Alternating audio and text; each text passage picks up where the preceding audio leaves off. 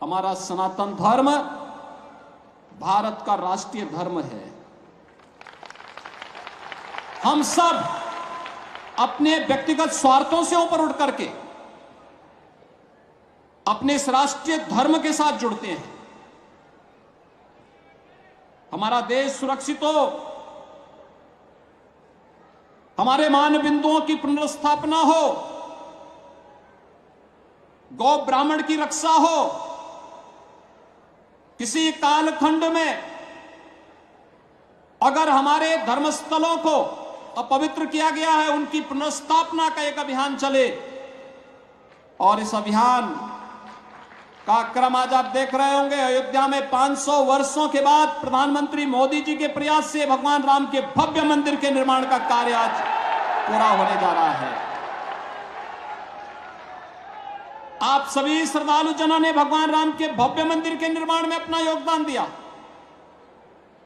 आज भारत की भावनाओं के अनुरूप भारत का राष्ट्रीय मंदिर भगवान राम के भव्य मंदिर के रूप में स्थापित हो रहा है। मित्रों, जब से योगी जी ने सनातन धर्म को राष्ट्रीय धर्म कहा है, तब से बहुत से लोगों के पेट में दर्द शुरू हो गया है। कोई कह रहा है कि सनातन धर्म यदि राष्ट्रीय धर्म है तो बाकी धर्मों का क्या होगा, क्या वो खत्म हो गए? कोई कह रहा है कि ये बात तो संविधान के खिलाफ है, क्योंकि संविधान में किसी भी धर्म को राष्ट्रीय धर्म नहीं कहा गया है। तो चलिए एक बार देखते हैं, समझने का प्रयास करते हैं, क्या सच में योगी जी ने कुछ बहुत गलत कह दिया है क्या?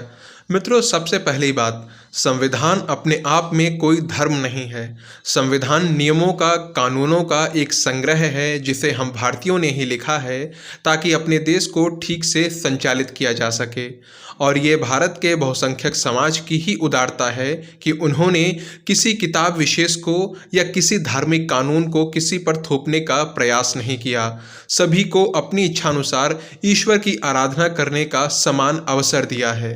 अन्यथा 15 अगस्त 1947 को जब भारत के 2 टुकड़े किए गए थे तो वो धर्म के आधार पर ही किए गए थे। पाकिस्तान, जो कि मुस्लिमों का देश बना, उसने स्पष्ट रूप से अपने संविधान में लिखा है कि वो एक मुस्लिम कंट्री है और ये भी लिख दिया है कि कोई भी गैर मुस्लिम पाकिस्तान का प्रधानमंत्री या राष्ट्रपति नहीं बन सकता है।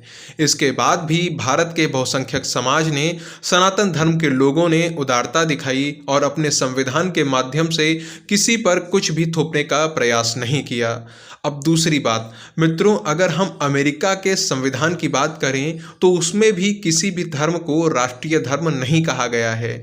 वहाँ संविधान की नज़र में सभी समान हैं। फिर भी हम और आप या दुनिया के किसी भी कोने में जब अमेरिका की बात की जाती है तो उसे एक क्रिश्चियन कंट्री या ईसाई देश ही माना जाता है, क्योंकि वहाँ का बहुसंख्यक समाज ईसाई धर्म को मानता है। उसी तरह ब्रिटेन के भी संविधान में किसी भी धर्म को राष्ट्रीय धर्म नहीं माना गया है। वहां भी सभी धर्मों का सम्मान है, लेकिन पूरी दुनिया ब्रिटेन को एक ईसाई देश ही मानती है। ऐसा क्यों?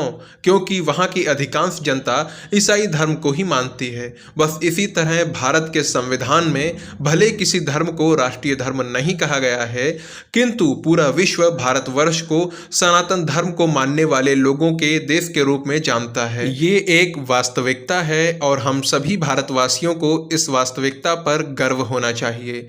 मित्रों, जब जब सनातन धर्म का नाम लिया जाता है तब तब उसमें बौद्ध, जैन, सिख भी समाहित होते हैं, क्योंकि ये सभी वृहद सनातन धर्म के ही अंग हैं।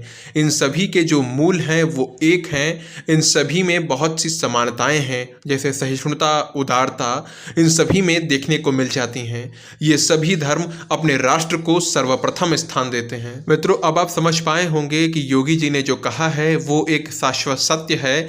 भारत एक सनातन राष्ट्र है और इसे कोई झुटला नहीं सकता। भारत में जो सर्वधर्म संभाव, शांति और उन्नति आपको दिखाई दे रही है, इसका भी एक सबसे बड़ा कारण ये है कि भारतवर्ष का बहुसंख्यक समाज सनातन धर्म को मानता है, जहां प्राणी मात्र के लिए करुणा का भाव है और पूरे विश्व के ही कल्याण की बार बार प्रार्थना करी जाती है।